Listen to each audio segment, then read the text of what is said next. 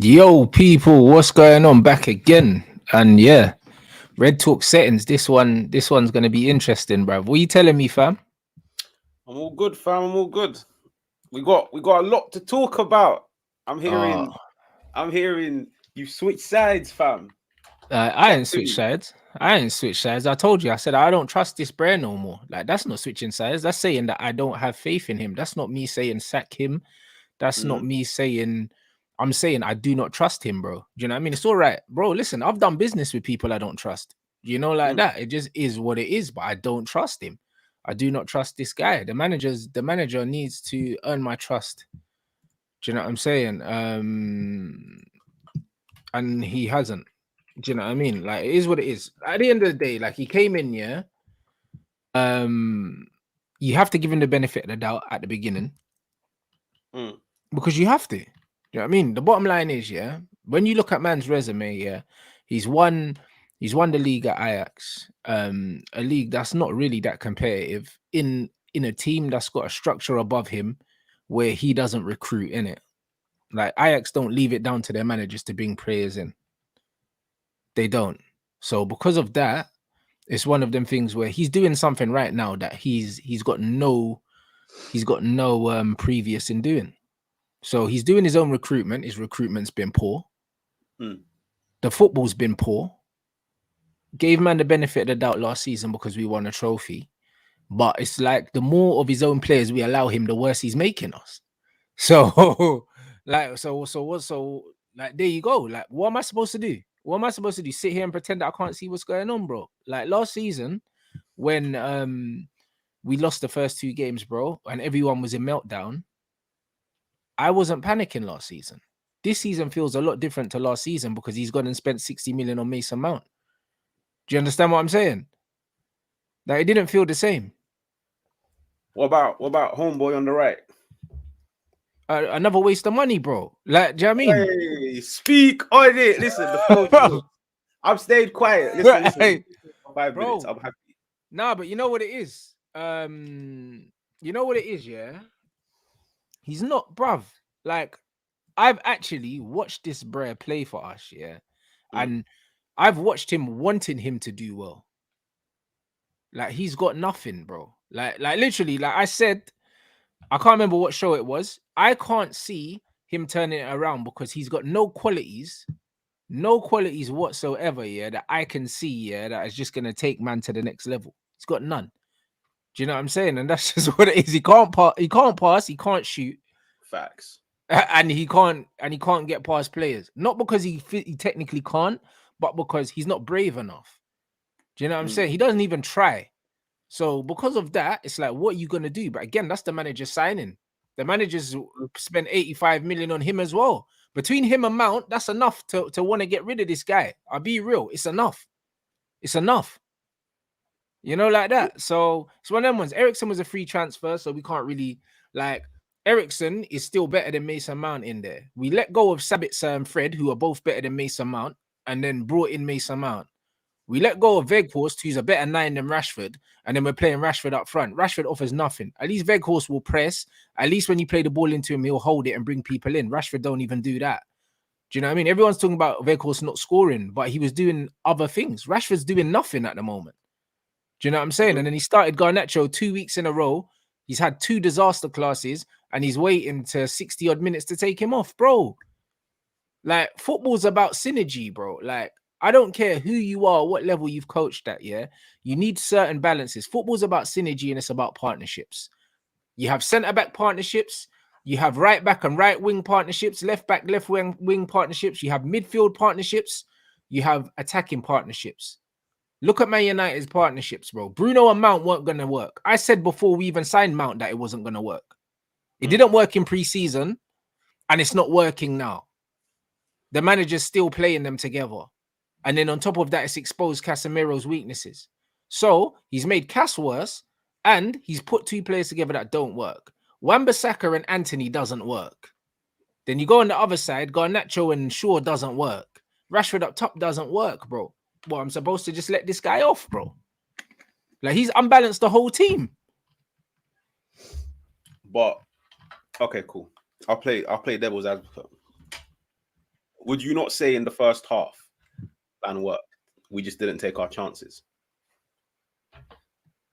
No, we didn't take our chances. We didn't take our chances. You're right. Rashford missed a one-on-one, and there was another chance. Anthony also hit the post, I believe. Yeah, that was the second half. But first half, we had 3 sitters that we should be scoring. First half, yeah, and Bruno missed a free header as well. He did. But even that being the case, because I did say that during the game, I said, bro, like, you have to take your chances. But even so, yeah, that team's unbalanced. It doesn't work, bro. Like, it doesn't work. Like, it's just Tottenham weren't good to beat us. So the fact that we should have beat Tottenham, that doesn't mean we're good. It just means that Tottenham ain't very good. Like, what we done to Tottenham, yeah, the way we press them, we can't do that against a good side because they'll just play through us. Do you know what I mean? Like, so really, you're right. We should have taken our chances, and it's probably a different game if Rashford scores that chance. Like, the chance Rashford missed was terrible because it's like, just lift it over the goalkeeper. You've been in the Prem for 5-6 years, mate, maybe 7. You know, that lift it over the goalkeeper. You know what I mean? So I hear what you're saying, but for me, like, even when I look at the job the manager's doing in terms of recruitment, the style of football and stuff like that, he's in unknown territory, bro. Do you know what I mean? You have to give him the benefit of the doubt in the first season, but it's almost like the more decisions he's allowed to make, the worse he's making us. We're worse now than we were last season, bro. We're worse. You know what it is? I agree with that. I agree with that. And you touched on a point earlier on, which I always say, which is last year, man was happy to abandon play style, principles, all of that shit, because I felt like last year he just prioritized results. And to be fair, he got top 4, he got to 2 finals, he won one of them. So at the end of the day, it was a decent season. This season, I feel like everybody's expectations were different because you're sitting down thinking, sweet, you already had 12 months in the job, you've had 400 M's. I'll be real, like, besides Chelsea and maybe City, not many managers get that luxury to spend 400 M's within 12 months. And the crazy thing is that some of the underperformers, if I was to speak on this season, the majority of the underperformers have been his signings. So that's where, like, I understand when people have questions over the manager. I have my own questions as well. But I'll be honest, bro. I think Wolves was poor because in terms of structure, we were all over the place. Like, me and you, we even talked about it on the Red Talk group. Like, the whole Donny's average positions were higher than the strikers, fam. But would you not say that tends to happen when you start a season with a new midfield? It's not going to be the most cohesive. It's not going to be the most structured because it takes time to build a trio that can work with one another. So that's why I was like, with the Tottenham game, I'm going to be focusing on the structure a lot. You see why I don't agree with that, bro? Because in preseason, we played more games than usual. We played like 6 preseason games. We saw multiple times that Man United's second team were playing better than our first team. And these were a team that was thrown together that have never played together. Do you know what I'm saying? So the complete strangers, and they showed more synergy, more balance than the Man United first team. So it wasn't a case of the structure. The personnel wasn't correct. I saw that from preseason. I'm sure you saw that too. Nah, I saw it. My only issue with preseason is I feel like he wasted it. I'll be honest. Yeah, like we had 7 games. 3 of those games were the YGs playing in them. And then there was one game where he brought on the first team for 20 minutes and they stank out the place. Would you not say against Tottenham in the first half? So, sweet. The Wolves game, we blame it on structure. Sure. He's not going to abandon that structure because I've said this on my own channel, which is you have to bear in mind the 3 players that he's got in midfield are undroppable. So me and you can sit down and complain about a lack of complementary profiles, a lack of personnel. They're not going to get dropped because Casemiro, like, let's be real, Casemiro is the only anchor we have in this team. So and he doesn't deserve to get dropped because he's the best one out of the 3 by far. Other 2 are shit, bro. I'm sorry. I know you're a fan of Bruno, but he's awful. Do you know what I mean? He's shit, bro. And I'll die. I'll die on that hill, bro. He's shit. Like, do you know what I mean? The one thing that Bruno was giving us was goals, and he's not doing that no more. So what's he giving us now? Nothing. Sweet. So when you say he's shit, are you basing it? Are we speaking about the Tottenham game, or are you just speaking like? I'm saying in general, bro. I've never rated him, and you know that. Do you know what I'm saying? This guy, bro. I've been calling Bruno out since we signed him, even when he was scoring. And now people are starting to actually get onto Bruno now. Do you know what I'm Mm. saying? But bro, I called him out from the day he arrived. Do you know what I mean? I haven't changed my story. Like, he was scoring penalties. And people were like, oh yeah, GA. Every time someone wants to argue Bruno's qualities to me, it's GA. Do you know what I'm saying? Okay. But at the end of the day, I've never in my life seen a supposedly creative midfielder that isn't good in tight spaces, can't carry the ball, is not a great passer, and he's not a great shooter either. Like, do you know what I mean? He's not like, when I look at him, it's like his only endearing features are the fact that he runs a lot and he doesn't get injured. It sounds like Darren Fletcher. Okay. So What would you say his you'd remember. outstanding qualities are? Sorry? What are his outstanding qualities in your opinion? Because you're someone whose football opinion I rate in it. So I'll hear you out. You know what it is? Fair enough. Like, you see, when you say the thing about Bruno is he's technically limited. I agree with you with that. But the thing is, Bruno does one thing, and this is the only reason why I back him, by the way, because you'd remember full on well, like me and you used to sit down here 2 years ago and just take it in turns, ripping into the guy. I only really changed my mind on Bruno last year because I sat down and I was like, sweet, in order to score a goal, we need some form of creativity. Now, it doesn't matter whether or not the brother is stringing 5-6 passes in tight areas, dribbling in and out of players, or if he's just trying to Hollywood from 40-50 yards out. No one in this team can create. No one in this team offers anything out of possession. And that's why when I look at Bruno, and I'm like, you know what? Man can't really fault you, because I've seen out of possession. What do you mean out of possession? In what sense? Bro, as in the work rate he gives this team out of possession. But that's why we signed Mason Mount. Yeah, but bro, I'll be real. Like, at the end of the day, if you're going to play this very aggressive play style, you need the entire team to be putting in a shift out of possession. And one of the reasons why we lost against Tottenham, and I wanted to bring it up, and I'll see if you agree with it, is would you not say, and this is why I keep banging on about preseason, where in my opinion, Ten Hag wasted preseason because he kept giving the young players the opportunities to play, and he kept rotating. Like, personally, our preseason was a shit show this year. But would you not say, second half of against Tottenham, come the 60th minute, every man looked gassed out,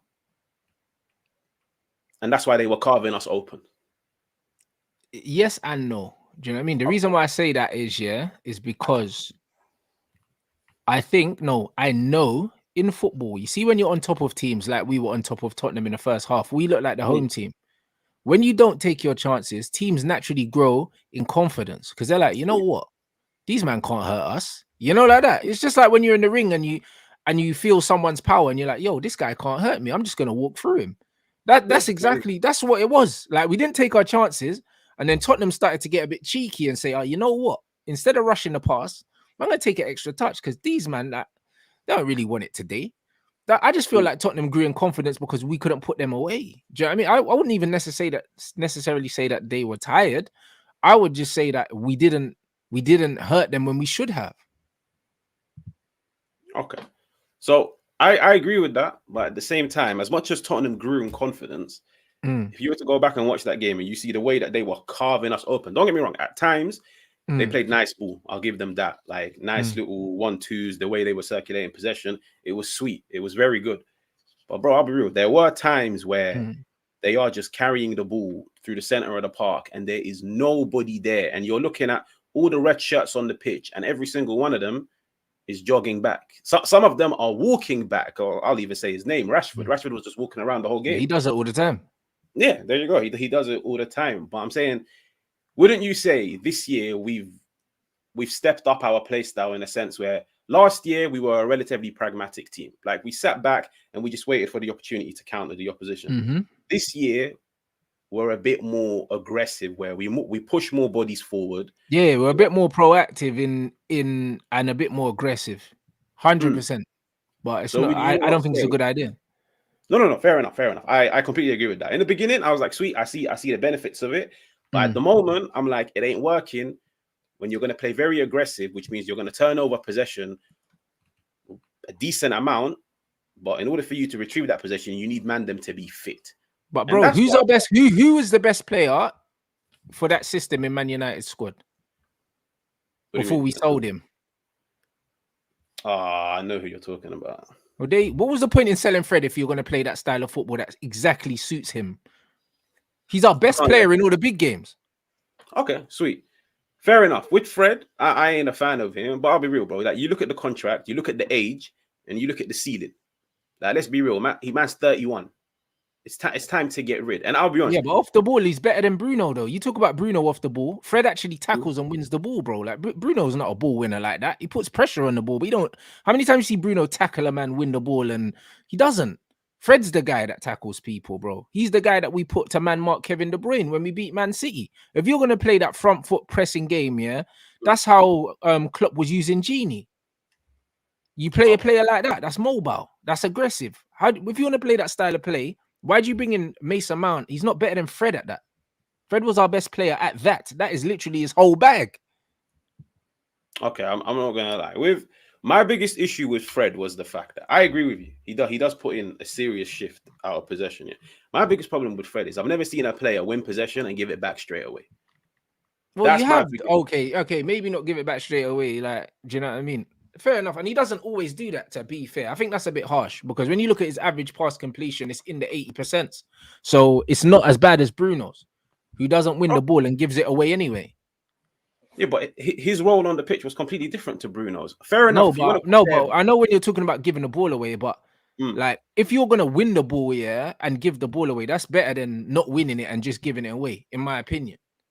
Yeah, no, fair enough. Like if you're going to put in a shift in and out of possession, sweet. But when it comes to losing the ball, the reason why I've got more of an issue with Fred losing the ball than with Bruno, the majority of the times, unless Bruno's being asked to play deep or play out wide, when Bruno loses the ball, he loses the ball in the opposition half. Like that's by him trying a cross or a ball over the top. Bro, Fred was giving the ball away in our own half on a consistent basis.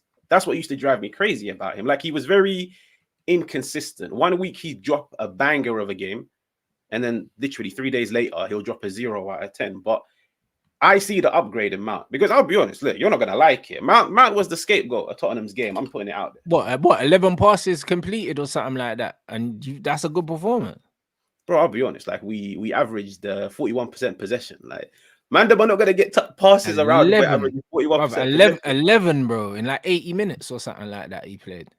You know what it was? It was, you know what it is? Because I've had this debate with you're going to have to do really well to paint this Mount picture, you know, because this spread did nothing.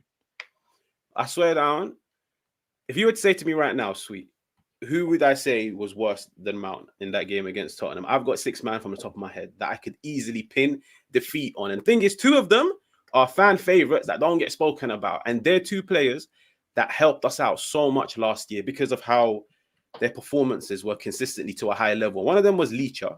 Like, Leacher started off the season horrendously bad. Since he's come back from injury, he hasn't been good. Yeah, true. That's very true. He might not be fit. I don't know, bro. At the end of the day, that goes down to the manager and the medical department. But he's been poor. And I'll be honest, Casemiro. Like, fair enough. If you want to tell me Casemiro was struggling, Wolves, I agree with you. It's a lack of structure, yeah. But, bro, you can't tell me against Tottenham when Casemiro was supposed to be our anchor, guarding the defense. You were seeing Casemiro go into 50-50s on the halfway line, coming out on the losing end, and then Maddison is just running through. Like, bro, time and place. Don't be rash. He's been too rash this season. And the only reason why I say Mount was the scapegoat is because, fair enough, the points that I keep seeing is safe. Like, he didn't have that many touches of the ball, this and that. We averaged 40% possession. Like, the funny thing is, our entire attack had less than 11 passes. So would you not say that was one of the reasons why it was one of the factors why we lost the game? The fact that we had a very selfish attack that didn't play to one another's strengths or that circulated the ball, because Garnacho had, I think, 11. Rashford had like 9. Anthony, I think, had like 12. But what did I say about the lack of synergy in the team? Who picked the team? No. With that one, I completely agree with you. That's why I keep saying, like, Forest is a massive game for me. I expect us to win, but it's a massive game in terms of what team Ten Hag picks. But that's the attack. But I'm saying when people try to say to me, like, sweet, Mount was poor because he didn't have that many touches of the ball, we didn't set out to retain the ball. Yeah, so but that's not just why he's poor, because he ain't got no final ball, and he even struggles playing simple passes to his own players. Like, I've seen him give away the ball just not under any pressure whatsoever. Turn on the ball and then just give it away. Do you know what I mean? So it's one of them things where what I don't like right now, yeah, especially with the Casemiro situation, is because it's very, very clear that the two guys in front of him, yeah, are leaving this guy exposed. It's very clear. Do you know what I'm saying? And when you look at the average positions, yeah, the average positions show that as well. We saw in the Wolves game, yeah, the average positions were Mount and Bruno ahead of 5 Wolves players in the middle against Casemiro. He can do nothing there. Do you know what I mean? His game is being massively put under pressure by the fact that these two men, yeah, are not, bruv. Like, one thing, they're not contributing attacking wise, but defensively they're not contributing. Like, you talk about Bruno off the ball, but he's naive positionally, bro. Like, he's got no discipline. Do you know what I mean? And Mason Mount is the highest up the pitch. I see him pressing the goalkeeper. Like, so what is the manager telling him to do this, or is he taking it upon himself? Because if the manager's not telling him to do this, he needs to not start him. So this is where my problem is. It's like, either you're doing what the manager's told you, which is wrong, or you're doing your own thing, and the manager should have the balls to pull you out of the team and say, yeah, you know what, this is not what I asked you to do. No, fair enough. You see, all your points, I had the exact same points against Wolves. Wolves, I was asking the same question. I was like, sweet, why is Mount higher than Rashford? Why is Rashford not pressing? Why is Casemiro by himself? Another point that's not spoken about is the fact that when we do push Mount and Bruno very advanced, the person that's supposed to be helping out Casemiro is supposed to be one of the inverted fullbacks. One of my questions of Ten Hag is, he's tried Wan-Bissaka inverted. It doesn't look good. It looks good at times, but it doesn't look good consistently. This season, he's been trying Shaw. Shaw looks like he has no idea how to play as an inverted fullback. Like, he's playing like a 10. I'm looking at Shaw's position. I'm thinking, you're either too narrow, too tucked in, or you're too out wide. And now you've just left a massive gap on the left-hand side, which now either Mount or Casemiro have to cover.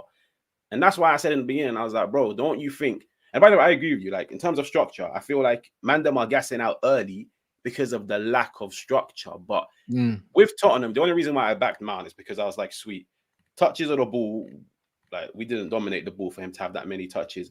In terms of surrendering possession, out of all 22 players on the pitch, Mount gave the ball away the least. Yeah, Bruno gave it away 22 times. I know he did give it away the least, but also he got on the ball the least. That's why people are getting onto him. My thing is not necessarily, he's playing badly. It's more like, what has he done? Like, what's he doing? Because Christian Eriksen, done more on the ball when he came on than Mount done in fucking 80-something minutes, bro. Like, this is not like, it's obvious that the team balance is better with Eriksen is in there with Casemiro. Like, what's the manager playing at? This is my issue, because I understand what you're talking about with the style of play that the manager wants to play, but it's like, there's too many things that he's done that don't make sense. Like, even in the preseason, you play Sancho false 9 for the whole preseason, then you bring him in both times on the left with Rashford up front. Why are you doing that? Why are you doing that? So you wasted a whole preseason. You know what it is? With that one, I agree. Like, we'll touch on that one. Yeah, but my final point with the Mount thing is, what if I was to say to you right now, out of the 3 opportunities that we created against Tottenham in the first half, 2 of them started with Mount progressing the ball forwards. Bro, you escaped goal. Bro, I think Mount is better than Bruno, so I'm not the guy you need to tell me this. I think I'm just saying it to the chat. I'll be honest, did it? No, I'm telling you, I think Bruno's trash. If you tell me we're getting rid of one of them, you can get rid of Bruno tomorrow. Like, it's one of them ones, because at least Mason Mount can turn on the ball and drive with it. Bruno can't even do that. So really and truly, if man are saying to me, because me personally, I'm playing one of them, not both of them. Fair enough, I agree. And even on the wing, Mason Mount's better than Bruno on the wing. Why is the manager playing Bruno on the right wing? Put Mount out there. At least Mount can carry the ball. Do you know what I mean? And he's better at keeping the ball as well. Like, again, that's another decision that don't make sense from the manager. I'm convinced this guy don't know what he's doing a lot of the time, bro. Honestly, because this Bruno thing is weird. Last season, I gave him the benefit of the doubt, bro. Like, I don't have a master's degree in football, blood. You know them ones. I got my level 2 coaching, blood.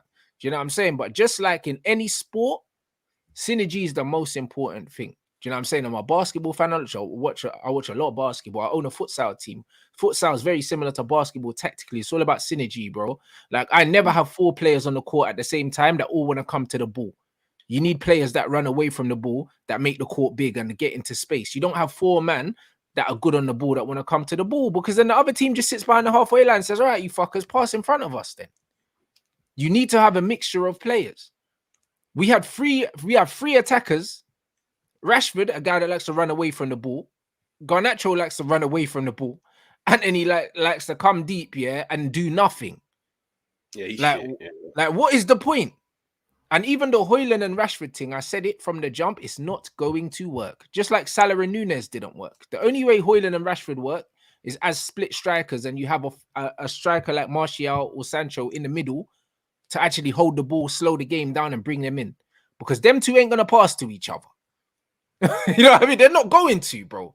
Do you know what I'm saying? So tactically, this manager thought I'm gonna get 3 goal scorers like that just run forward, yeah, and then we're just gonna press. It's not going to work. You need someone that's gonna put their foot on the ball and slow the game down. We don't have anyone in midfield that does that, and we don't have anyone in attack that does that.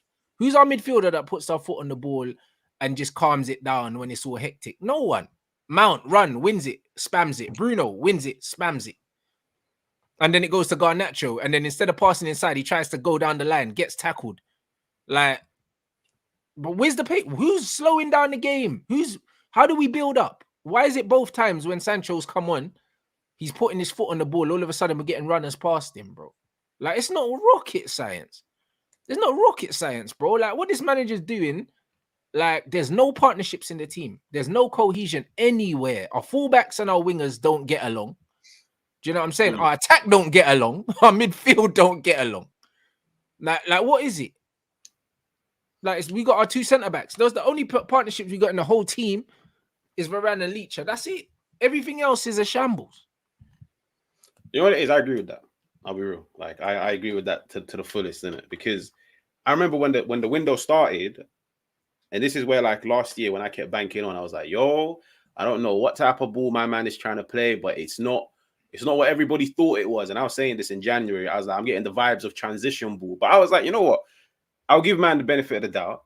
And maybe he's just adapted to the players that he currently has. So he's playing transition ball. Let me see who he signs in the summer. Like, let me see which players he targets. And I remember I kept banking on. I was like, we need a controller. We need like a first phase player that can drop deep, like a high volume passer. And I was banking on for McAllister or Caicedo. When we didn't sign those and we focused on Mount, I was like, sweet. This manager doesn't really care about control that much. And that's why, bro, like, you even saw it against Wolves. There was a period where I think Anthony won the ball, tried to spam a cross in, lost it. Mount won it back within a second, tried to do the same ball, lost it, and it was pure chaos. Yeah, it's ping pong, bro. Yeah, that's the best way to put it. It was ping pong, yeah. So that's what it was, yeah. But the way I look at it is, once the fitness levels go up, because, bro, to play the way that he wants to play, you've got to be, without a doubt, probably the fittest team in the league, because you're going to be turning over possession so much that you're banking on your fitness to press and win it back.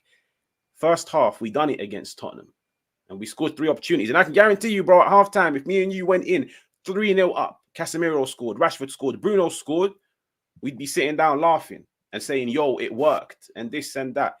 It didn't work. And that's why I say it's the same problem as last year. Well, last year, we were in the top 4 for chances created in the league. Like, and Mandem only scored a quarter. And it's the same thing, bro. Another 3 opportunities. Any other top team punishes Tottenham and goes into halftime at 3 up. You're right. One thing I said, momentum. One thing I said before the game, though, I said, no matter what the score is, yeah, the manager got it wrong by naming the same lineup as last game.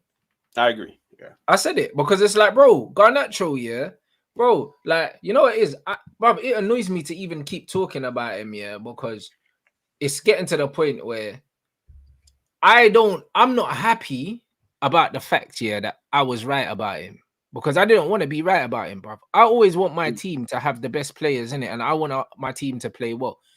This guy is not good in it, so it's one of them ones where last game is one of the worst performances I've seen in a Man United shirt ever, like the Wolves game. And then after that, he should have got hooked at halftime. The manager bottled it, hooked him off, and then he's put in an equally as bad performance last game. Like, this is crazy. The fact that he started that game, yeah, when Rashford and Eriksen came on and changed the game, and we ended up winning because of that. The fact that he actually started him again, that was a big worry for me. I was like, even if we do go out and win, it tells me that the manager has not seen yet that this is not working, bro. Do you know what I mean? Because you can't force something to work. You cannot force something to work. Like certain players get on or they don't get on. Either a team's balanced or it's not. They're not going to learn to play with each other. Like it doesn't work. Do you know what I mean? Like it doesn't work. They're not going to learn. Like Bruno's not going to pick up things that he hasn't got. He's 29 or something like that. Like Mason Mount's not going to learn. Like he's not going to get another string to his bow. Casemiro is at an age his game's not going to change. He's been playing the same way the whole time. These players are not going to adapt to each other. They're going to suffer together. That's what's going to happen. Like they're not going to adapt their games for each other. They don't know how. Yeah, no, that's facts. That's what it is, and that's why it's like whenever you watch them, and like me personally, I ain't going at you in it, but like the one thing that was worrying for me against Tottenham was I was like, yo, everything I used to rave about with this kid, about what he was good at, what he brought that was different, he's now just turned into a cut in and shoot type of player, and that was my criticism of Rashford when he used to play down the wing, when Greenwood used to play down the wing. I was like, why Anthony? I was like, why do every single one of our wingers cut in and shoot when there's so many different options? And that's why, like when I saw the amount of touches they all had, or even the passing sequences, like for example, how many times did Garnacho pass the ball to Rashford and vice versa? How many times did Anthony pass the ball to Rashford and vice versa? None of them exceeded 5. Not a single one of them, not a single combination exceeded 5. Bro, you compare that to any other top team. You know what? Scrap that. Not even a top team, a mediocre team in the league. The attackers play for one another. And that's why I keep banking on. For me, Forest, he needs to be ruthless and he needs to send a message. Yeah. But bro, let's be real. You and I both know, like, this guy is known from his time at Ajax to being a very stubborn manager. Like, apparently he sticks to the same tactics, to the same play style, to the same starting 11 until it works. So, personally, for me, Forest, I'm playing Pedestri, Martial, Sancho. I'm dropping that whole 3. And I'm bringing in 100%. But this is what I said before the game. I said the way these men played, I would have rather, that he completely changed the team and we lost just to make a point. You know them one. I'd have rather he done that. I'd have rather he made 7 changes because he wasn't happy with what he saw. But the fact he left it the same, that was the biggest concern for me. This is why I said, you know what? Like, whatever happens, I got nothing to do with this performance because this is insane, bro. Do you know what I mean? Like, the definition of insanity, bro, doing the same thing over and over again, expecting a different result. And that's what he's doing right now. Yeah. He'll play the same game again. He'll play the same team again against Nottingham Forest, and we'll win because it's Forest. And he'll think that things are okay. And then we'll play someone else and we'll get battered. We got another 7-0 coming, bro. See, when we lost 6-1 to Tottenham, after beating Brighton and we were shit.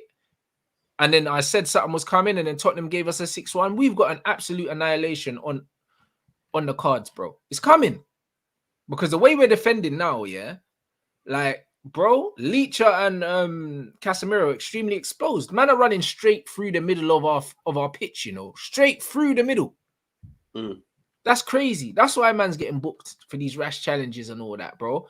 The Wolves game, Leacher was frustrated and he slid my man in the corner because he's thinking, how these man just running at me every time? He just kicked out at man, head gone. Just pure frustration. Do you know what I mean? Like, come on, bro. Your midfield's supposed to protect you, bro. There's no protection in that midfield, with Mount and Bruno in there. There's none, bro. That's why I can't forgive the manager for this, bro. Like, I can't because this is on him. Because we saw the game change when Eriksen and Sancho came on. So why not start them 2 the next game? Or at least just start Sancho. Because Garnacho was horrible. But you know what it is? It's like, you say with the whole Casemiro, that's why he's lunging in it. Bro, I'll be honest. Like, this ain't no 20-year-old Casemiro. This is a 31-year-old. That's where the experience comes into play. And you remember when me and you debated captain's armband? I was like, bro, I don't want to give it to him because he's got this in his locker where when shit doesn't go his way, or like you said, when he gets frustrated, fair enough, I get it. Like, you're frustrated, you're annoyed, you're thinking, yo, man's getting bopped off the park by Pape Mate Sarr and this and that. Yo, that's not going to run. I'm going to win the ball back. But fam, when you start lunging into shit and you're not winning the ball, and now you're picking up stupid yellows, stupid bookings, and now you've left the team on the back foot, nah. So that's why I can't. But Keno done that as well. Like, I'm not gonna hold that against man, bro, because it's one of them ones where, like, I understand when players get frustrated, innit? Like, everyone reacts differently to frustrating. When I get frustrated on the pitch, I don't kick people, innit? Do you know, one's there, like, I don't, but some people do, innit? Like, that's how it is. That's just how it is. Do you know what I mean? I'm not going to overlook a man's authority, yeah, or a man's presence in a dressing room because of that. Varane probably should have got the armband. So it's just one of them things, yeah. When I look at the balance of this team, yeah, the balance was off because the manager made the wrong decisions. If this was the first game of the season and he never had the Wolves game as a blueprint, I would have been less pissed off. But because he saw the Wolves game and then he still chose the same team, irrespective of how we played against Wolves, yeah, and what a Wolves midfield done to us, bro. I'll be real. Like, how can I trust this brother, bro? Like, how can I trust him, yeah, to win trophies? We're not winning a Premier League or a Champions League under this manager. He's not good enough.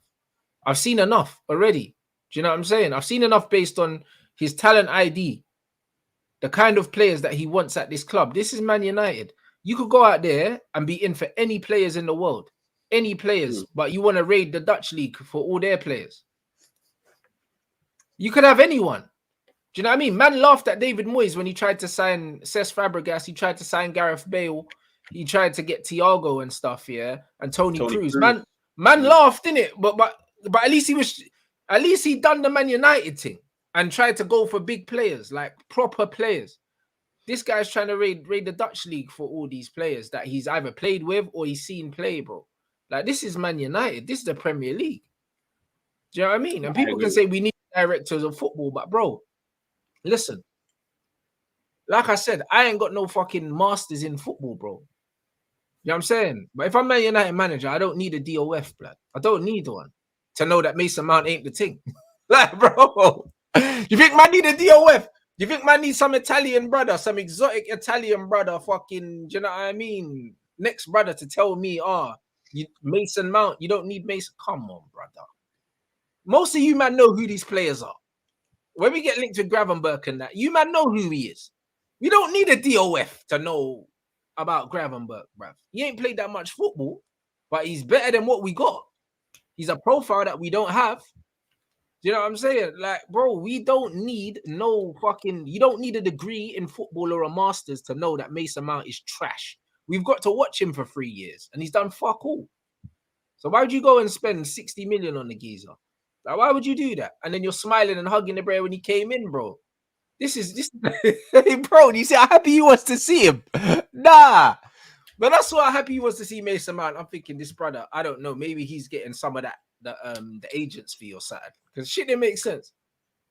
Nah, he wanted him. Like, that's like fair enough. The whole, as much as I back the guy, and I think like people are overreacting. In terms of the way he spent the 400 M's, that is one thing I've been onto him. But to be fair, I was onto that as soon as I heard, yo, we're paying 100 M's for that bum on the right. I was like, Newcastle signed Tonali, we signed Mount. I ain't gonna lie, Tonali's mid, but yeah, but he's better than Mount though. He's a different profile. No, but it's just another. But he runs around a little bit. Do you know what I mean? So does Mount, but he's just better than Mount on the ball. Like. No, but you know what it is. You know what it is. I know what you're gonna do this year, but I've already got in the vibe. It's like win, lose or draw, you're gonna be onto Mount. Fair enough. No, bro. I'm not gonna be onto Mount. I want him to do well, innit? Like, because I think Bruno's worse than him. But Bruno's our captain, so there's nothing we can do. But him and Bruno don't work. If we're gonna drop one of them, it's gonna be him because Bruno's the captain. I'd drop Bruno, but he's the captain. So Mount has to hold the bench for the good of the balance. He has to. Do you know what That's what he has to. Or play him on the wing, not Bruno on the wing. Play Mount out there. At least Mount can do something out there. Bruno can't do shit out in the wing. What's he done in the wing? Every time he's played there, he's done nothing. Played in the wing in a 7-0. Yeah? Nah, you know what it is? I look at it like this. Once you solve the attack, the team will work. And that's why I've been banking on, like, for months now. When everybody like cries and moans about the midfield, I keep saying, yo, we've got a winger problem that doesn't get spoken about. Nobody's highlighting it. Nobody's speaking about it. We've probably got the worst wingers in the league. Bottom 5. 100%. Easily bottom 5. And the thing is, right. Like I said, bro, with this whole play style, for it to work, you're never going to sit down and do a watch along and be entertained. I can promise you that for free. You're never going to sit down and be comfy and be enjoying the footy. Nah, you're going to be on the edge of your seat. Don't get me wrong. At times it will be nice, but at the times it will be hectic and it will be chaotic. But I always maintain it's like very similar to last year. And in my opinion, I saw enough in that first half where I was like, sweet. we go into halftime 2-3-0 up. I can guarantee you we scored 2-3 more in the second half.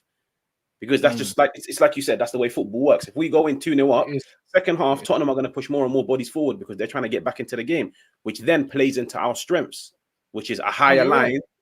That's what it is. So, bro, it was just we didn't take our opportunities.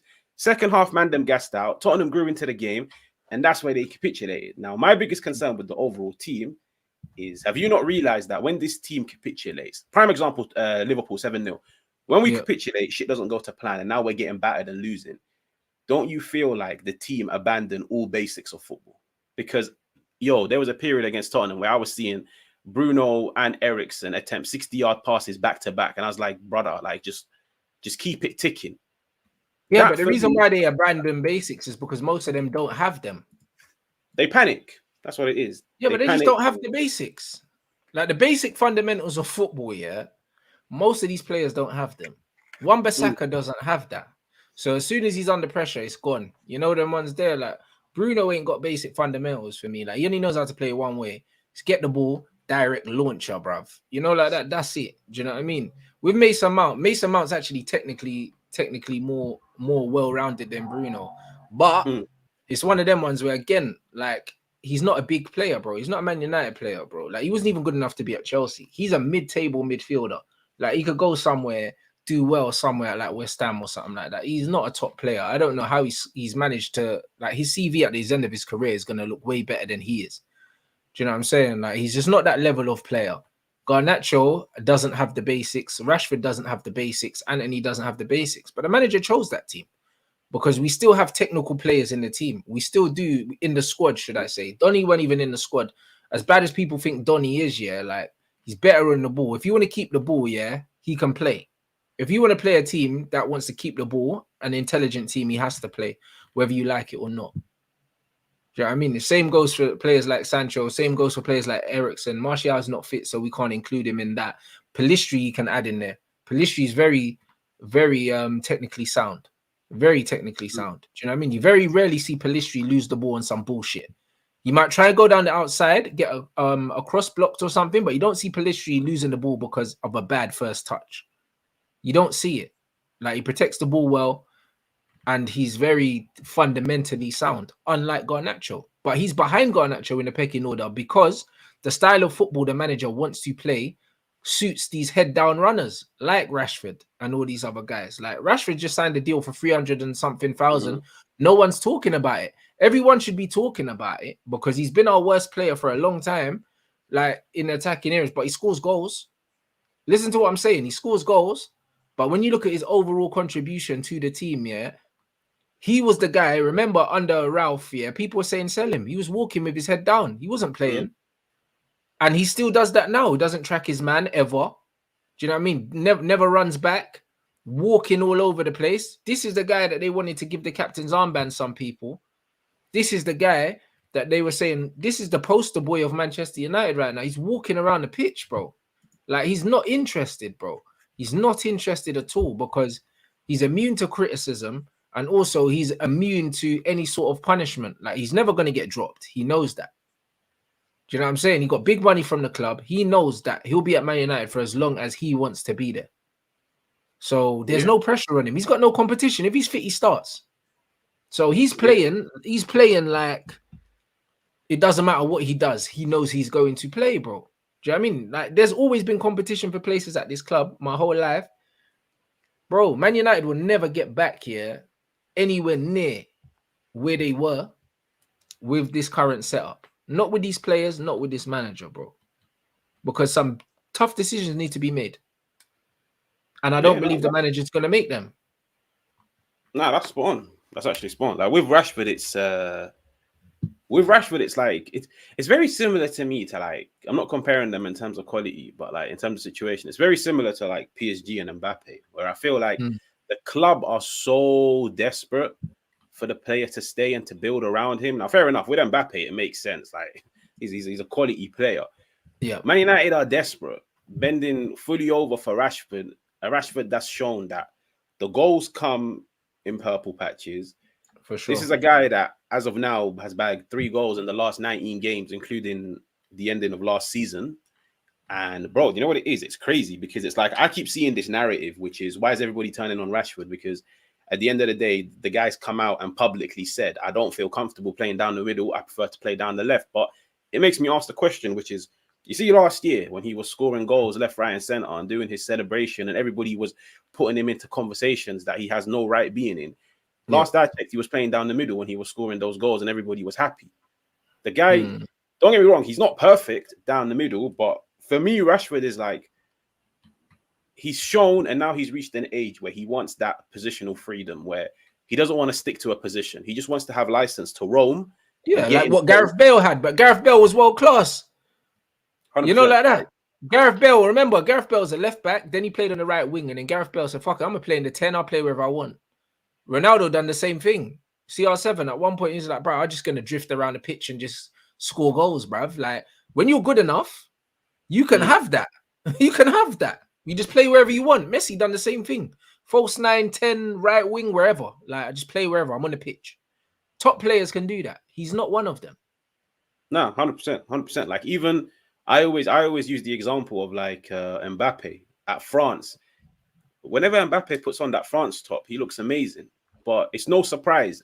You always look at the players they partner him with, whether it's a Benzema, a Giroud, or a Colo that came on in the final. Like, those players, in order for them to get that positional freedom where they can roam all over the place, they need a 9 that will vacate that space centrally.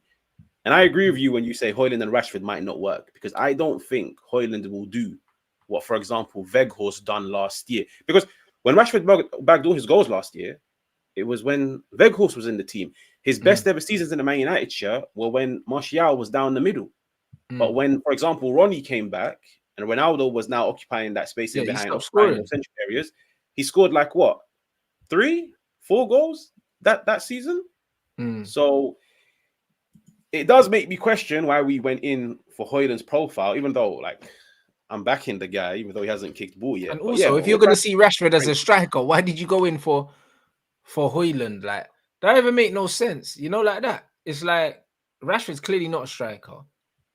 He's not a winger. Yeah, but he's more of a wide forward than he is a central guy. He can't even stay on side, bro. You know what I mean? It's like, and he can't play with his back to goal. If a player can't play back to goal, they can't play up front. Do you know what I mean? And that was the issue that Arsene Wenger had with Theo Walcott as well. He was like, oh, cool, you're saying you're a striker, but can't play back to goal.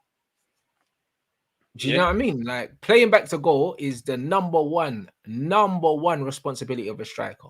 Number one responsibility. Because how much of the game of football is played in the opposition box? Not a lot. Do you know what I'm saying? Like, everything you do is facing away from the goal most of the time.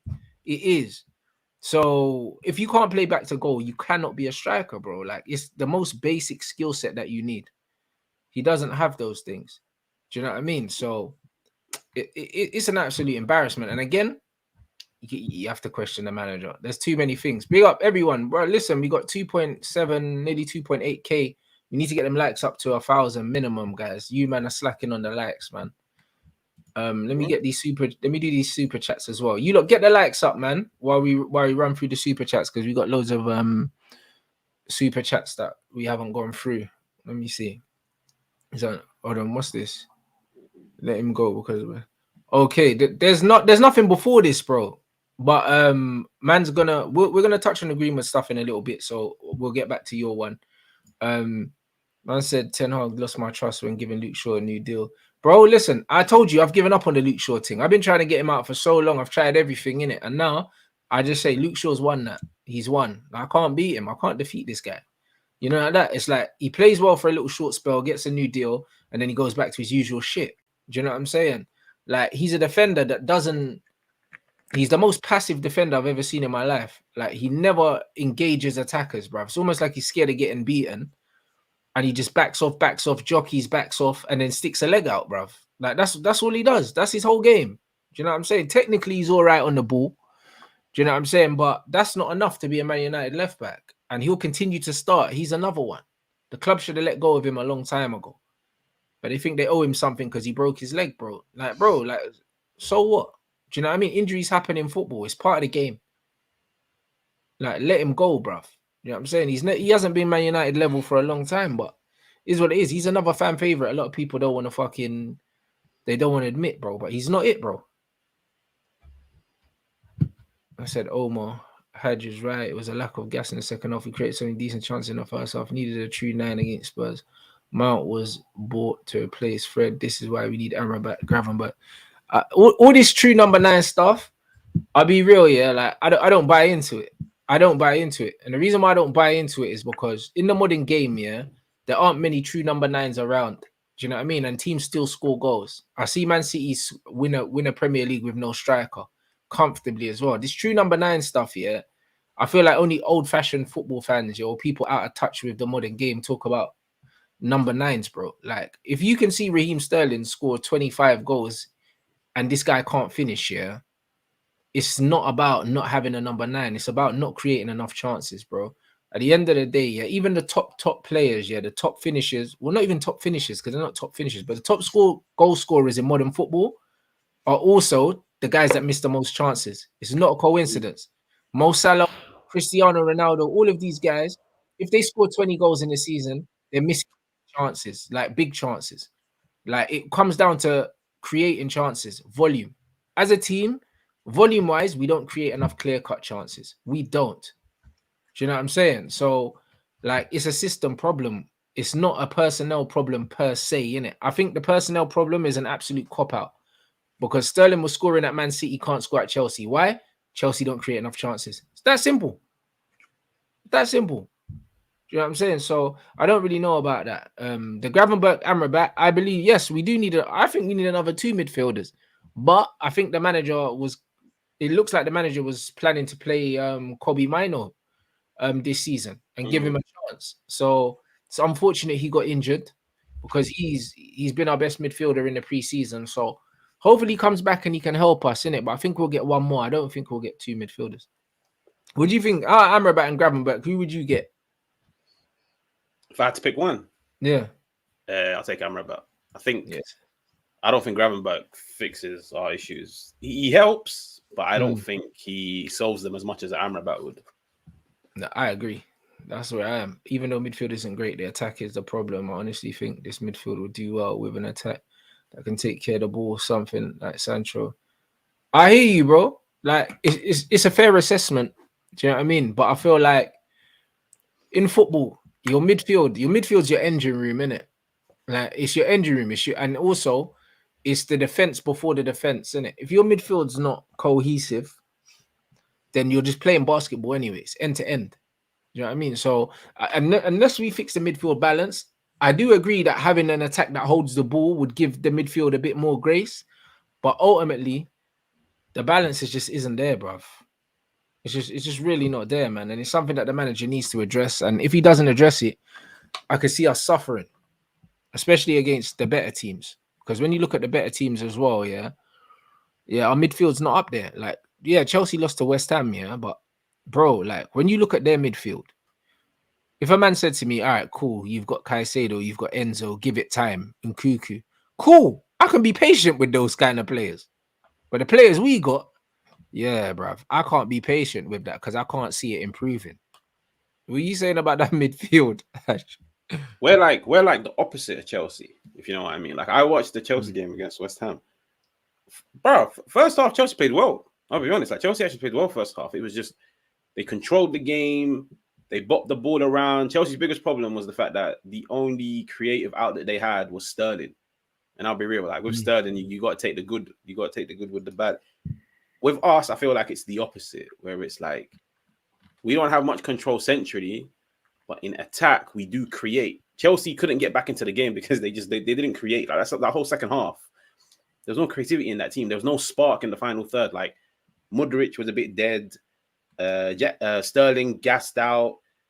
Jackson relatively faded away. So it's different. But their midfield is lovely. I'll be honest with you. Like, Enzo Caicedo, I know he's getting cooked at the moment, but bruh, that shit is gonna dominate the league in a few years. I'll tell you that. Nah, facts only.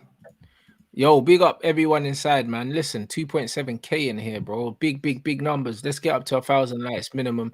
What's your thoughts on Doku to City? Pep running it back with direct wingers. Again, guys, you see what I said earlier in the show about synergy and about having different types of players. like Pep understands, yeah, that with players like Foden, like Grealish, like Bernardo, these wide players, they like to come to the ball, they like to invert and stuff like that. Doku's going to give them something different. That's what Sane, that's what Sterling, that's what Gabriel Jesus gave Man City before, something different. Do you know what I mean? City lost a lot of pace when they got rid of Jesus and Sterling. And now Pep's going back to that because he understands he needs that there's different ways to kill teams, in it. And when the possession thing's not working for him, sometimes he just needs pace. Do you know what I mean? And that's what it is. It's all about having a balance in the team. And now he's gone for a player that is very different to what he already has. And it's smart business, bro. Do you know what I mean? It's very smart business because it's another thing. And also Alvarez kind of gives him that as well. A little bit of acceleration, less predictable than Grealish, where you know Grealish is going to come inside, protect the ball well, and play a good pass. Like you do need players that can switch it up. You do need players that can switch it up. So for me, it's a good signing. It's a good signing, man. What are you making of that? No, I like it. Like my opinion on City this season is I feel like, you know how like last season Pep completely changed his play style and it caught everybody by surprise. I would not be surprised if there comes a period this season where Pep changes it up. I think Pep City are gonna be very, like, usually you associate them with being very calm, very patient, like horizontal at times. I think this year they're gonna be very direct, like very vertical, very aggressive, similar to us in a way, but of course they're more structured, their press is better, and they've got better attackers. But the only reason why I say that is because I feel like he's focused so much on building a strong core, like a strong foundation, like Yeah. Vardial, Diaz, Akanji, bro, and all the other It's a centre halves. very stubborn team, innit? Them man won't get moved to. They will not get, and all of them are good in possession. Yeah, because even when you watch City at times this year, it's been 2 games. Have you seen how many long balls over the top they're doing to Haaland? If you get Doku, who's probably like one of the best outlets out there, this kid averages like, I think it's 8 or 9 successful take-ons per 90. Like nobody does that shit. Like he's a menace. So now if He's he's like got he's like a young Sterling, bruv. When Sterling was young and he was at Liverpool, and he's just every time he got the ball, he was just going at teams like fearlessly, innit? That's what he's like. Like I don't specifically rate him, but I understand his profile. it That's what you works. guys got. What you guys got to understand. Me, yeah, I like my footballers to play a very, very specific way. However, I understand. I understand the value in having players that do something different because you can't have 11 players that play the same way. You can't. You always need a plan B. Like I criticize a lot of managers for not having a plan B. Do you know what I mean? Because you need one. You need one, bro. City almost never. The season before last, City never had one. When City went and lost to Real Madrid, yeah, it's because Pep made some bad substitutions. Do you know what I'm saying? And they ended up losing that game, bro. Took all of his pace off. Took all of his pace off. Like you don't do that. Like teams need to respect the counter attack, no matter who you play against. Yeah, teams have to respect your counter attack. They have to fear your counter attack because if they don't, then these guys start to squeeze higher up the pitch and they start to close you in. When you have pace on, you can't do that. You cannot do that. And to a degree, remember when we played Arsenal and we beat Arsenal, yeah, because flipping Arteta pushed his team further up the pitch because we had CR7 on and he thought, he's got no pace. This is what happens. When teams think you ain't got no pace, they won't respect the counter. They'll start to try and suffocate you. Luckily, we had Rashford that could exploit the space in behind. But if you don't have an outlet, teams will suffocate you. So the fact that City are now bringing on someone with pace, because Mahrez wasn't particularly quick, Foden isn't, Bernardo's not, Grealish isn't. They don't have the only genuine pace they have is Alvarez and Haaland. So if they got Doku in there, that's genuine pace that people need to be afraid of. And that might just push teams further back. And if it pushes teams further back, it means that City can control the game even more. So it's a good tactic. It's a good plan B. He doesn't start for City. Probably not. But hey, bro, if City need a goal, he gives them a different angle. Yeah, nah. I reckon eventually he does. I'll be honest. Like I think this whole transition long ball that they're trying to do this year, I think if anything, it plays to Haaland's strengths. Like if you look at the majority of the goals that Haaland scored at Dortmund, they weren't no fox in the box. It was just man running through. Yeah. So, bro, it makes sense, innit? Like you've got a striker that can score goals for fun, play to his strengths, and then sign the right players to partner him up with, and then you've just got an amazing team. Like I always bank on like complementary profiles, innit? That's what Pep does. Pep is a specialist in signing complementary profiles. We haven't done that. So because Pep understands it's about synergy, bro, in football. I've got this player. How can I get the best out of this player? I need to put him next to this player, put him with this player. That's why I said the midfield. Like, what is Casemiro? He's a destroyer. He's a midfield destroyer, very similar to N'Golo Kante. You wouldn't play N'Golo Kante, as a lone six. Lampard tried it. It failed horribly. You know, like that. Like, Sarri came in and realized if you want to play a lone six, you need a regista to play in a lone six. You need a first phase player. That's why he brought Jorginho in. Chelsea played some of their best football under Sarri, whether people like it or not. With Jorginho in there, it's not rocket science. So if you've got a Casemiro who is good enough to build your midfield around, by the way, and it was the same with Paul Pogba, he's good enough to build your midfield around. When you've got a player like that, you have to think, what are their strengths? What are their weaknesses? I'm going to build a midfield around getting the best out of these players. Man United didn't do it with Pogba. Now they're not doing it with Casemiro. And both of them are now getting criticized, and they're playing with players that can't lace their boots. It's a joke. And then when you look at the attack as well, throw Højlund into that attack, he's going to struggle. I'm not saying he won't score goals, but he won't be comfortable because he's not got players around him currently that play to his strengths. Because Rashford's not crossing the ball for him, not once. So forget it. He's going to cut inside and shoot every single time. How many times have you seen Rashford go down the outside and cross the ball with his left? Never. I don't know if he can do that. I've never seen it. No, he's shown it. That's why, like we always say, innit? Like, yo, when you sign a 9 in this team, they starve. When we signed Cavani, like, yo, like fair play. Like Cavani scored like 10 plus, but that's because of his movement in the final third, But let's be real. A Man United striker scoring 10 goals, that's poor. When Martial was stuck up front, besides that one relatively good season, he was struggling. But he was averaging two touches in the opposition box. Yeah, but what? Man scored 6 goals in 3 years. Like, it has to be spoken about. But there you go. That's what it is. But this is what I'm trying to say, bro. Do you know what I mean? And this is the problem. So yeah, it's funny. It's some bullshit, bro. I'll be honest. It's some bullshit. You have to think about partnerships all over the pitch. Like Thomas Partey's playing right back right now. Arteta's trying a thing. But again, like, I think them man are trying to overcomplicate football. Obviously, they want to play the inverted right back thing to cover when people go forward because they know that Declan Rice isn't a natural number 6 and stuff. So I understand what Arteta is trying to do. The people putting that in the chat, but again, it's overcomplicating football, bruv. Like we don't need to overcomplicate football like that. We really don't. Like it's just sometimes you just pick the right profile of players to play with each other, and they'll be fine. This is it, and I feel like we're getting away from that. We're getting away from that. And that's the reason why Man United's second team in pre-season were better than the first team. Not because the players were necessarily better, but because it was more balanced and they complemented each other. That's it. Like sometimes football's not that complicated. You don't have to be a rocket scientist. You don't need all of these. You don't need all of these fancy badges and stuff like that. Sometimes you just have to understand how the sport works. It's not just football. It's any sport, whether it's basketball, whether it's whatever. You need a balance of different things. You need that. Big up for the super chat. Also, Foden's performance was beautiful. You think he'll be KDB's successor? I don't think so. I don't think so. I don't think he'll be his successor. I think Foden is Phil Foden. I think Phil Foden offers completely different things to Kevin De Bruyne.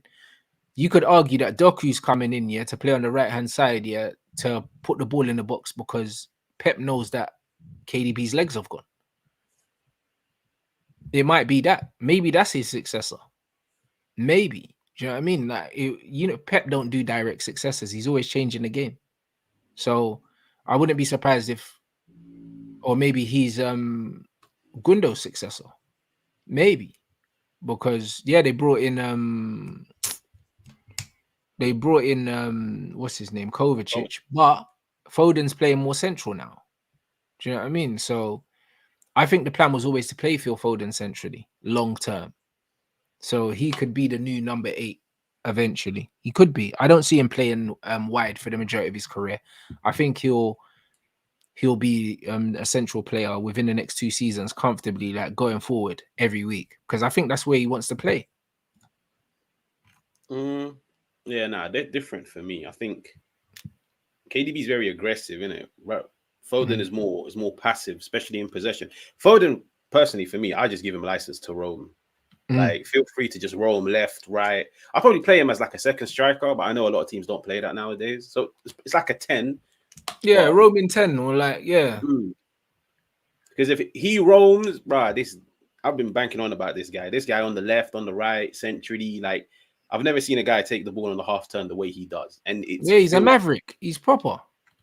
He's a proper throwback footballer, Phil Foden. Do you know what I'm saying? And that's what it is. And that's where the Iniesta comparisons come from. So, like, and Iniesta was a roaming 8/10. Like, he used to pop up on the left-hand side, in the middle, on the right-hand side.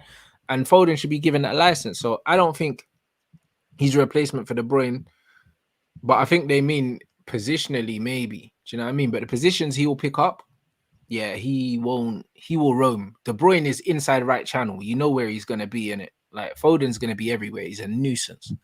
So I don't think he's a direct replacement for him. You know what I mean? You lot smash up these likes, man. Still not got 1,000. 888, boy. Let's get to 1,000 likes minimum. Yeah, what you saying, HAJJ? I'm saying I get Isco vibes with Foden. Now, I'm not comparing them in terms of quality before anybody tries to butcher me. I'm just saying, like, young Isco was crazy. The way they play, it's just so similar.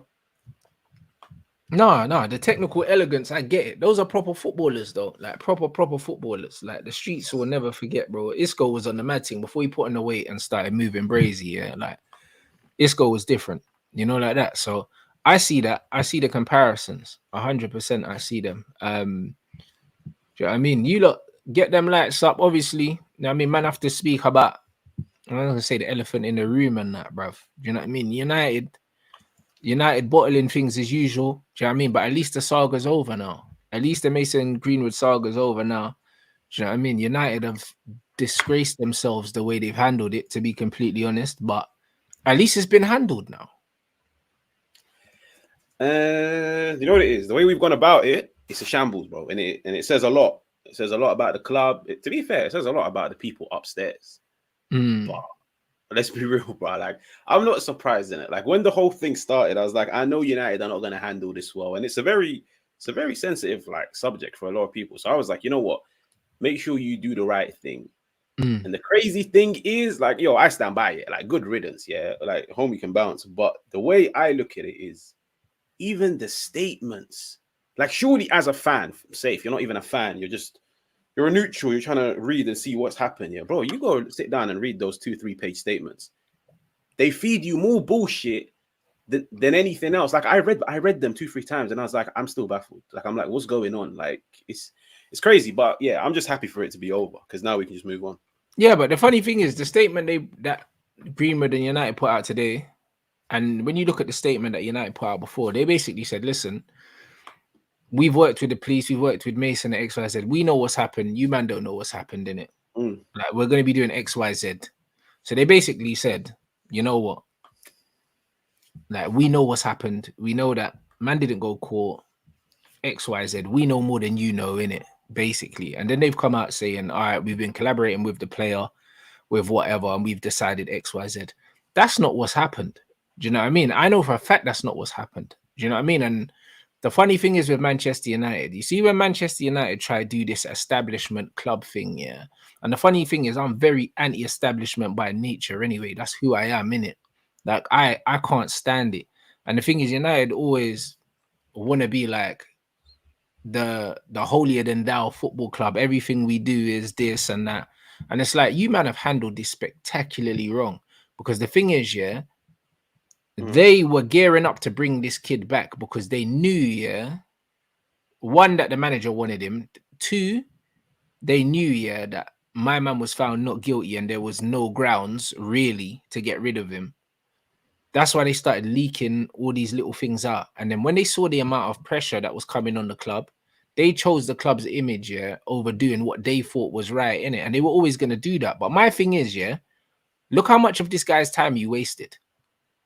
If you knew, yeah, that you were going to take into consideration, yeah, public opinion, you should have just said from the jump to Mason, you know what, bro? Like, we know, you get me, we know it's kind of shit, but we're going to pay you your money. Do you know what I'm saying? We'll put out a joint statement together. You can go to Italy. Because Mason wanted to dip. Mason wanted to dip time ago. Do you know what I'm saying? Mason, I have it under very, very good authority that Mason Greenwood was like, yo, I don't want to play in England no more. This is long. Remember, he's walking around with a balaclava and that before. Like, he couldn't even show his face. He didn't want to be here. He didn't want to be here, bruv. The club kept him here under the guise, yeah, that he was gonna get another chance to play for the club that he'd been at since he was 7 years old. He didn't want to be here, bro. He made up his decision that he wanted to leave the country because he couldn't even show his face at one point. He didn't want to be here. So the fact that the club wasted his time and kept him here for all this time to then change their mind anyway, it's like, bro, like you're spineless. You should have handled it way better. You should have just said to Mason, you know what? We understand your position. We're going to pay you out. Just say that whatever, and you can go and enjoy your career somewhere else. But they've wasted a good what? Bro, it's the start of the season now, bro. He's missed the whole preseason. All these other things. There was no court case pending or nothing like that. He's just been waiting around for the club. You've just been waiting for the club. The StreamYard chat has frozen, guys, but the main chat is I can still see you lot. Oh, like, I had to open the other window. Yeah, the StreamYard chat's frozen. Like, they've wasted his time, HAJJ, because he wasn't in court, so he could have been playing football by now. You know what it is? It's the investigation they took very long. Now, fair enough, yeah. Like, at the time, on the outside, I was like, you know what? There must be crazy evidence, hella witnesses stepping forward, this and that. I was like, sweet, like, take your time. The thing that just drove me crazy was the fact that with the statement now, they're trying to feed this whole like, oh, we've got some extra information that we can't speak about, but we know that he's innocent. Yeah, so there is new evidence. Yeah, there was new evidence that came forward, and that's what they said. They said that new evidence has been brought forward. XYZ, they know stuff. Obviously, because of how things are legally, they can't disclose names, they can't disclose people, they can't really tell us what they know. But the club have new information, and so do the courts. That's why it got thrown out. So, do you know what I mean? It's a joke. The way I look at it is the initial statement that they put out last week. I read it, and then one of the points was they were like at the end of the day, as an institution, as a club, it's our duty. And they started doing this whole like he's an academy player, he's been here since the age of 7, this and that. They were like, it's our duty to clear his name, and we're gonna stand by him and do whatever we can. I never knew about this whole like extra piece of evidence which shows that he was innocent. Now, I'll be real, personally, I don't even buy that stuff because I'm thinking, sweet, like someone's gonna have to sit down. Me as a person, I want somebody to explain to me the photos and the videos because I'm thinking like, what is it? Does Greenwood have a twin? And he done this madness? But it's the fact that now they're coming out saying we've got evidence. But just a week ago, you said you wanted to clear his name. If United wanted to clear his name, in my opinion, they can. Yeah, but they can't though, HAJJ. You understand? Because you got to understand that these guys care more about their PR than right and wrong, bro. They don't care. Do you know what I mean? It's more about what it looks like. It's not about what it is. Yeah, and that's what it's always been. Man United's always been about PR. We literally hired someone to run our PR team, bro. Manchester United do not care about morals, blood, right or wrong. They don't care about that. They care about what it looks like, bro. Do you understand? So because of that, yeah, you can't trust them to do nothing. But what killed me is you've wasted so much time giving this kid hope here that he could play when he wanted to leave. Like, and then on top of that, yeah, you've folded into public pressure. Like, what's the point in having, yeah? What is the point of having laws and rules in place and protocol if you're not going to follow it? This is my problem. My main problem with this Greenwood thing is, yeah, Man United have now set precedent now, yeah, that social media can determine whether a player plays for the club or not. Because that's what they've done. But I think it's because when the whole thing started, it started on social media. Like I'm pretty certain United. Well, I still remember the day. It was Sunday. I was walking back from the gym and then my phone was buzzing. I was like, "What's going on?" I think social media found out before Manchester United found out. So that's where they feel like, yo, like now it's their duty to listen to what the fans online have to say. But no, I agree. They've wasted time. But bro, Man United have done this before. I remember it's not really related in terms of abuse, but like Man United have wasted players' times. Like we kept Romero here, the goalkeeper that wanted to leave because we didn't want to let him go. Or I remember I said this a week ago on a stream, and I was like, I know what United are going to do. They're going to make a decision, and then depending on the backlash, they're going to change their minds, and then they're going to flip it and make it sound like, you know what? We care about the fans, and we've taken into consideration what the fan has to say. Prime example is the Super League. I woke up to Man United have agreed to the Super League, and United are about to abandon the UCL and this and that. A few man started chanting, a few man went on a protest. Next thing you know, you got Gary Neville and all them man coming out saying, yeah, Man United, they took into consideration what the fans have to say because the fans are the most important people. Yeah, but really they were protecting their own interests. That's what it is. But like I said, like with me, I never wanted him back. So I'm happy with the outcome. But yeah, of course, the way they went about it, it's just Man United, isn't it? And it's crazy the fact that they didn't even think that probably the biggest team in the UK was going to have such a backlash. Like, I don't know what they were expecting. Like, real talk, the people in charge, when they tweeted out the statement, or when they writ out the statement and published it on the website, what were they thinking? Like, did they think everybody was going to be like, stay quiet? So that's Man United, bro. Like I always say it, if you're a shit show upstairs, eventually that shit is going to fall onto the pitch. And it's no surprise we've been in the shambles for a decade. Oh no, and we're not going to get any better because they can't even handle that. And like someone said in the chat, yeah, all this about the Thomas Partey thing, that was on social media as well. You're right. This girl was putting out Snapchats, and also she was putting out Twitter threads about he did this and he done that to her and he done all that. Bruv, man's still playing right now. Man's still playing right now. And you see what I mean? And this is my problem. This is my problem. Do you know what I mean? I don't know Mason Greenwood, yeah, at all. Like, and I've said to you lot already, there's been little videos, like weird videos I've seen in this prayer, like weird little Snapchats. And obviously, he's from a different generation to me, so I never understand these youths when they're doing their weird stuff anyway, innit? Like, but I have to look past that, and I have to look at it objectively, yeah. Just as somebody that doesn't know him, yeah. Even though I don't like the way his generation move with certain things, yeah. It's like I'm looking at what is the precedent that's been set before him in the game. That's all I care about. That's all I care about. Do you know what I'm saying? And when I look at the precedent that's been set in the game before him, this decision makes no sense. It makes no sense, innit? Because it's like, cool, you've changed the rules for him, but what about the hundreds of players before him?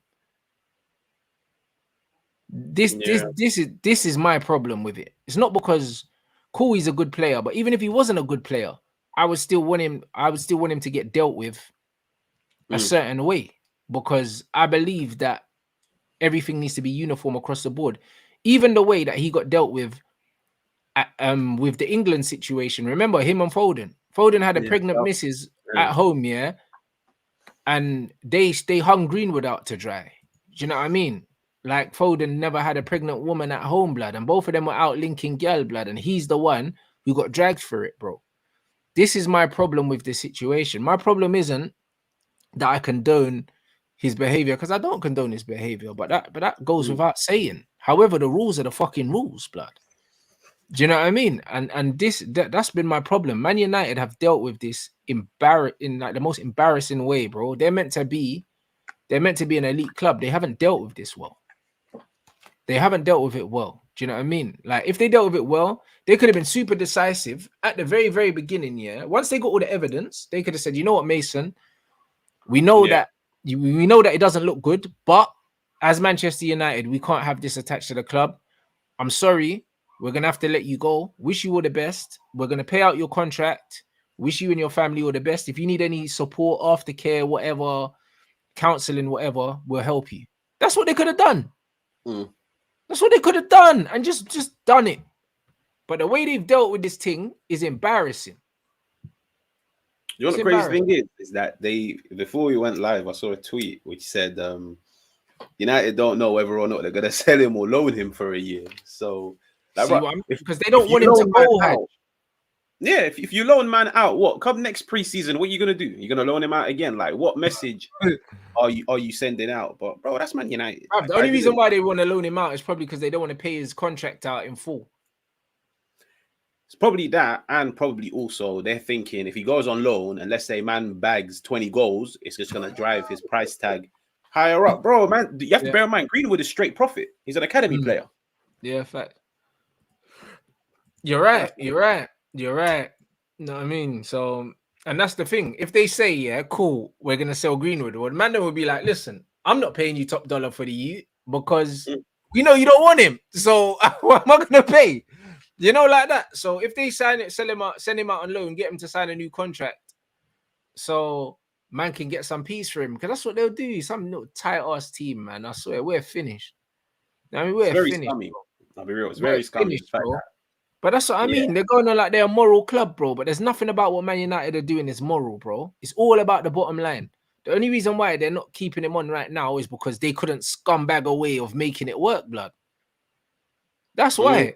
Do you know what I mean, bro? They don't care about morals, man. Do you know what I mean? We're run by a bunch of parasites. So, do you know what I mean? It just is what it is. It just is what it is, man. That ain't gonna change, though. You know what I mean? All right, big up everyone inside Super Chat, man said.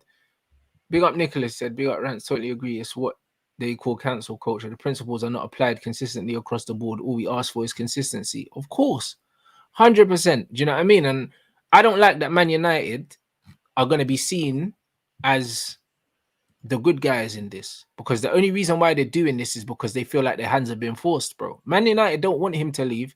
They don't want to sell him. They've been forced into doing it. You know what I mean? But ultimately, morally, these men don't give a damn. They don't care. They'll still try and save money or make money somehow out of this deal instead of doing the right thing and paying him his money.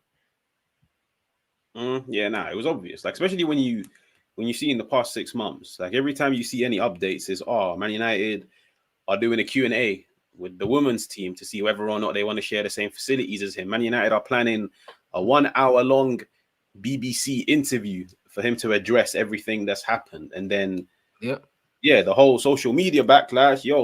I was leading the charge, but it is what it is. Like, they messed it up, but it is what it is. It's fine, innit? Now Sancho and Anthony have to step up. That's all it is. That's how I do. Bro, I just want Sancho to get game time, bro. About step up, but he needs to play. Man's played. He's been our best player both games. He's come on, bro. We've been shit. You know, like I just want him to play some games, blood. Anthony can just leave. He's going jail soon anyway, so it's all right. You know them ones there, like he's missing proper madness on him, bro, for what they're saying. Yeah, HMP Scrubs awaits, man. Yeah, bruv, man. She got a yellow pages for him, blood. You know what I'm saying? So it's one of them was Anthony's done soon still. I can't even lie. So I don't know what it is about Man United that's just getting man in trouble with the law. But boy, you know what I mean? If that's the only way to get him out the team, then we got to get him out the team that way, bro. By any means, fam. It is what it is because he's just not helping, man. Not helping her. Nah, bro, 100%, bro. I'll go study law right now. I'll be the guy. Bro, as wild as that sounds, I'll be real. Like, nah, he's got to go, man. He's got to go. And he's another one. We're not going to get our money back for him. Like, this is what I mean. Like, we're not going to get no money for him. Like, this manager's talent ID and his recruitment needs to be analyzed. It needs to be analyzed, like, properly. Do you know what I'm saying? And it's like, it's not looking good. So, I don't know. We just got to see what happens, man. But, hey, big up everyone inside. Yeah, man's gonna watch the Arsenal game, I think. You know what I mean? Because, bro, I ain't seen any good football this weekend, bruv. So, it's one of them ones. Man's gonna watch this game, blood. You know what I mean? I know Arteta likes to play the tippy tappy stuff, bruv. So I'm gonna enjoy that, blood. Who are they playing anyway? They're gonna the Crystal Palace. That's it. That's gonna be a good game, bruv. You know what I mean? So yeah, bruv. I'm gonna watch some decent football now after having to watch United yesterday. You know, like that. So I'm gonna be back with a watch along. What is it? 8 o'clock? Yeah. Yeah, 8 p.m. kickoff.